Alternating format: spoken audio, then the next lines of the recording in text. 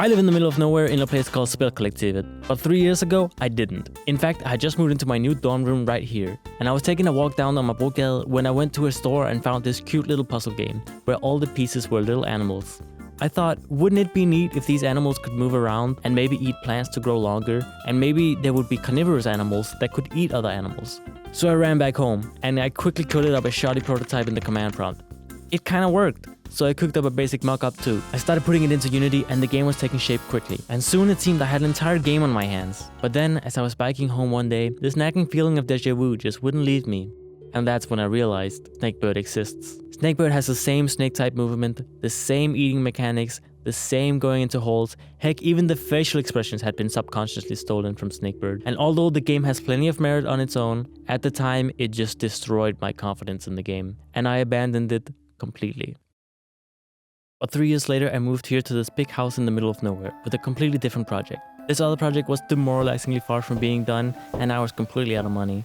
So instead of getting a job, I started doing art. And soon enough, the game started to look pretty good. Also one day I tripped and accidentally rewrote the entire codebase in a week. Suddenly I had confidence in the game again. Its quality is more obvious than ever, but there was just one problem. I was still broke. I decided to take a look at my expenses, and it seemed that most of it was made up by rent. But then I got a genius idea. I would simply not pay rent, but my landlord didn't like that for some reason. So I came up with an even better plan.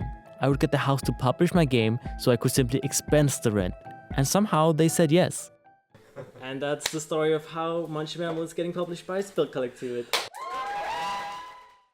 I got started working on the game and got a lot of help from these lovely people. But in truth, the entire community helped shape the game. Through playtesting, random ideas during walks, and most importantly by just creating the best possible environment for game development. And eventually I also managed to finish the game. No, munch. He's growing!